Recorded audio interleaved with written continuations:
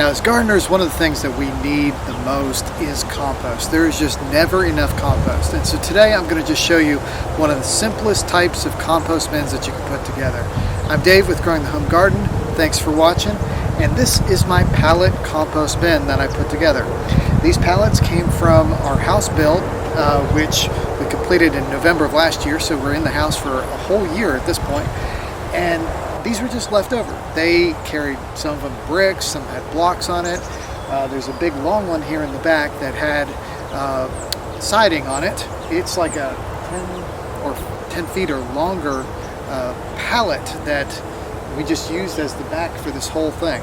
Now what's great about pallets is they're just a ready formed wood structure that you can kind of put together in a box really easily. And you can make a pretty good sized system with just a few pallets. So what I've actually got here is a 4-bin system for the compost. So right here is the first bin, and I've used a combination of wood chips and leaves and some weeds and stuff to just get that started. That's the one I filled up the most because that's going to be like my starter bin that I'm going to work everything from. And I put in the bottom a layer of cardboard down to help keep weeds from coming up into the compost until this compost can really get going. And I did the same in each of these other bins here, but there's a lesser amount of stuff. It's mostly leaves and a few weeds and things that we've gathered around. So there's bin number 3. And bin number 4, a lot of people use a 3-bin system, but in bin number 4, I'm going to use that for more of our bulky waste, our sticks, our branches. And then as it breaks down, I can incorporate some of that back into those other bins as we go. Now I'm in the bit of the camp of the lazy composter. I like to put my compost in a bin and not have to think about it too much. I'll continually add materials and I'll turn it every now and then, but I'm not worrying about the day-to-day science of a compost bin because nature will take care of this in time. It can go a lot faster when you start working on all the balances and stuff, but I find that I just don't have the time or sometimes the mental capacity to manage all that minutia on a day-to-day basis. But what goes into a compost bin really well are things like leaves, grass clippings. You can put in wood chips, weeds, kitchen scraps. All kinds of stuff can go in a compost bin. Eggshells can, although one of the things I find with eggshells is they just don't break down very quickly at all. They take a very long time to break down.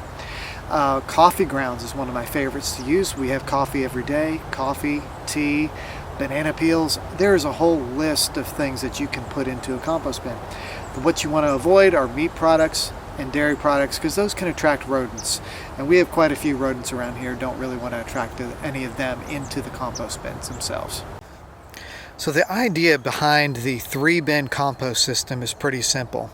Once your first bin needs turned, you flip it into the second bin right there. And then that bin further composts it because when you're turning it, it allows oxygen to get in there, which helps to heat up that pile. And then you move it over to the 3rd bin to hopefully finish off.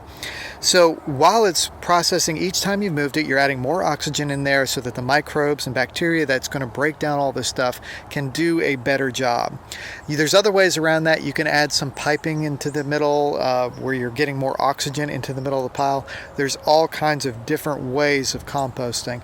But I find that this is one of the absolute simplest things you can do. And what's really great is it's so cheap because you can find pallets all over the place. You do want to be sure that the pallets that you get are not treated in some way. These that I have right here, I don't think are treated. I don't see any markings saying that they were in any way. So I'm hoping that they're just normal pallets and they are not going to last forever. So the other thing you could do, and I've done this before, is use a little bit of metal fencing as a compost bin. And you can set up a 3-bin system using some of that metal fencing that you can just put together corner to corner and make some nice little decorative style bins. Now my absolute favorite material to use in composting in bins or lasagna gardening are leaves. In the fall is an excellent time to get these leaves because they're falling off the trees and they're in excess. They're a great resource to use in the garden. They will break down eventually. Different leaves break down at different rates. Oak leaves tend to take a lot longer. They are a thicker leaf and a lot of times you're going to want to shred them. So if you have a bagging lawnmower, you can run over them. Then add those into your compost bin and help them to break down over time by mixing them with other materials. Just some simple stuff, like I picked this dock. This here is a weed called curly dock, and we have it all over the place. It has a very, very deep taproot, and it pulls nutrients out of the soil with that taproot and brings it into the leaves. And so I'm picking the green growth off of that, tossing it in the compost bin to help add some of that nutrition in there. There's other plants that you can do the same thing with. Plants like comfrey are amazing to use in your garden. They have a ton of nutrients in there, and they really help speed along your compost. I've got a little pot of that, so I'm going to have to nurture that and let it grow a little bit more until I can use it here in the compost bin. Without delving too much into the science of everything, you're going to use a combination of green materials and brown materials to create your ideal balance in a compost bin. Green materials typically have a lot of nitrogen in them, and the nitrogen helps to speed along the process. It gives the microbes and bacteria stuff that they need in order to continue that decomposition process. The brown material is more of your carbon-based stuff, and so if you have a good balance of that, that really helps your compost overall create a nice balanced mix. So now I could go through and put fronts on the front of each one of these bins here, but I don't feel like I really need to do that. What's going to end up happening is some of this material will slide out a little bit, and I'll toss it back in with a shovel, and when I do that, it creates a little bit of extra aeration and maybe encourages me to get in there and flip the bins a little bit more frequently. The more frequently you flip a bin, the more oxygen is going to get in there, and the faster that pile is going to break down. You want your bins to get really nice and warm, have a lot of microbial activity in there, just to get that going as fast as possible. So I'm looking forward to seeing how much compost I can make out of this. There will never be enough compost. I promise you that. I'm always going to be looking for something to add to the garden. And a lot of the times you have to go out and purchase it. And one of the things I'm just trying to do is not have to do that as much. I'd like to generate more of my own compost here on site to put into my vegetable garden. Now, another additive you can put in your compost bins that's really good are animal manures. Now, you want to be careful in a few ways. There are some that have been, some animals have been fed with hay that's been treated in different ways, and so you may want to ask some questions if you're collecting that from the farmer before you put it in your compost bin. They can have a lot of herbicides and stuff in there. The other thing, you can use rabbit manure, which you don't have to do any kind of breaking down. You can use that directly in your garden because it's not so hot, and incorporate that right in there. But if you added it to your compost bin, it helps the other materials to break down too.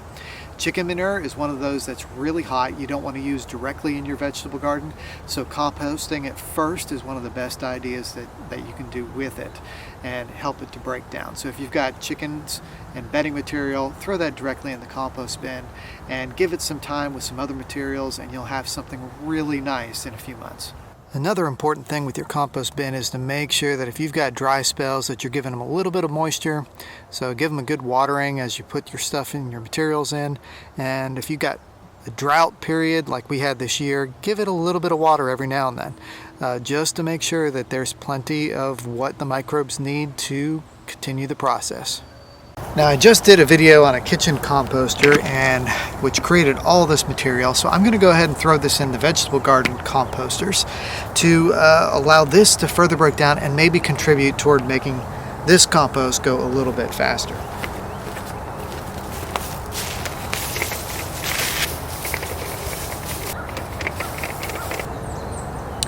Now, we're supposed to get some rain today, so I'm going to let this kind of soak in and through, and then after the rain I'll come in and I'll do some flipping of this to kind of get it mixed up in a little bit better. But I'll let that rain kind of pull everything down into the rest of the compost bin for today.